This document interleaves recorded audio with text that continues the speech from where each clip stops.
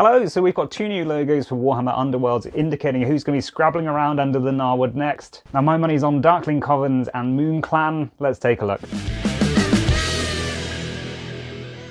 Right, so this Warhammer Underworlds roadmap dropped in an article from the 21st of October 2022, carved through the Gnarlwood with the return of organised play. It goes through loads of details around what's happening for Underworlds, and it's a really exciting new season because the rules are changing up more than it ever has done from when it launched as Shadespire. Anyways, I'm aware the internet's been flooded with people having boxes they could review and things like that, so they're probably going to go through these rules in minute detail. So I'm just going to skip on down to the roadmap. Right, I'm going to go through these in order. The first one's the simplest. December 2022, you are getting what is quite clearly a Moonclan logo. So lots of people online have been saying Gloomspite Gitz. And interestingly, this one really matches the Loon Shrine. And please ignore the fact that I don't have a second moon here. I took it off, put it somewhere. I was going to stick it on the head of a Gargant, as I tend to do with Gargants. Yeah, I don't know where I put it, but on screen now you should see what the Loon Shrine should actually look like compared to this logo. So this doesn't help as much because the Loon Shrine actually helps pretty much all elements of the army now. What has been consistent from classic times though is that the moon symbol is tied directly to the Night Goblin element of this army, even from back when we had this bright yellow Orcs and Goblins book, which I love and treasure.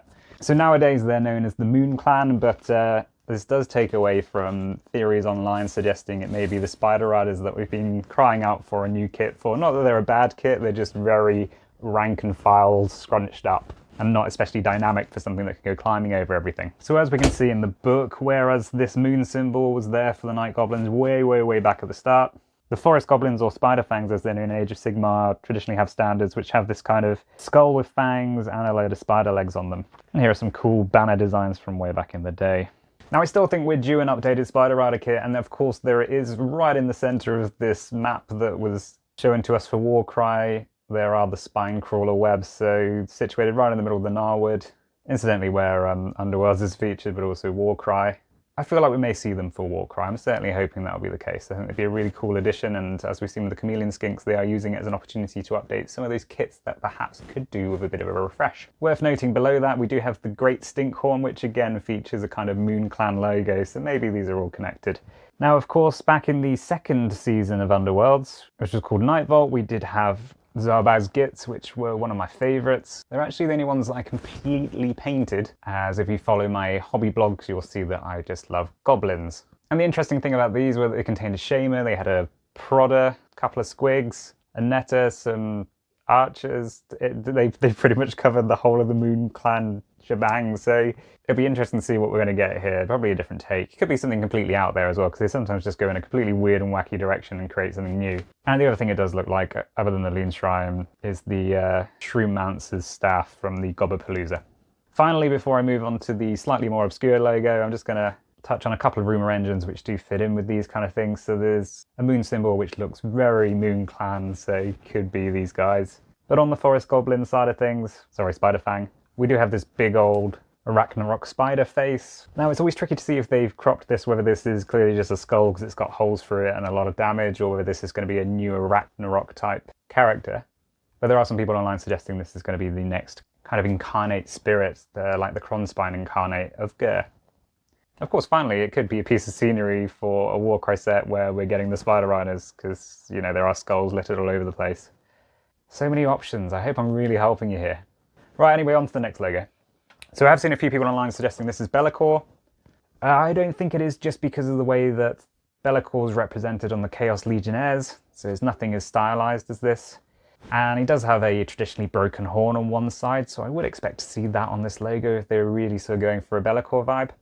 And finally, it just really looks like the logo which was consistent across the Dark Elf range in Warhammer Fantasy and has again been carried over by those models into Age of Sigmar. So where does this symbol appear? Well, it does appear throughout the classic range of Dark Elves, on banners, on the Dreadlord's shield, and memorably on the creepy skull face masks of the Executioners. And if you take this old War Scroll Compendium cover and plonk a Dark Elf shield with the heraldry over the top and combine the two, you do kind of get the symbol that we're seeing here. So whilst these might feel like they should fit in the Daughters of Khaine army, they do actually currently sit within the Cities of Sigmar. So this is where I'm hedging my bets, and I'm going to say this is the Cities of Sigmar warband. However, thematically you might want to think of them as linked to the Daughters of Khaine, and given the way the narrative is going, with Anvilgarde now becoming a Harkuron, unlocking the opportunity to create this kind of old Warhammer Fantasy Battles style Dark Elf army where you have these elements all combined, it's not completely out there to think that these might, on their war scroll, be linked to something slightly different to Cities of Sigmar. And that's all without mentioning that old Malarian guy that's been lurking around every single rumour forum for the last however many years. So it'll be really interesting to see what we're getting here, and they do use Underworlds to do wacky things that are a bit out there, including us recently getting a Pirate Ogre. Admittedly, that's a Man-Eater style Ogre, and speaking of which, that is another unit that I'm hoping to see for Warcry, if you want to know if you've watched my other videos. So whilst the artwork that we've been given for Warhammer Underworlds Gnarlwood gave me the impression that I thought we were going to see Freeguild for the Cities of Sigmar, the two icons or logos that we're seeing for these warbands do look much clearer than previous hints we've received for Underworlds in the past. They look like a couple of shoo-ins, and I really do think we're going to see the Moonclan element of the Gloomspite Gitz and a Dark Elf, Darkling Coven style warband that's harking back to those classic Dark Elf roots of Warhammer Fantasy. Right, so thank you for watching. Let me know what you think in the comments. Cheers!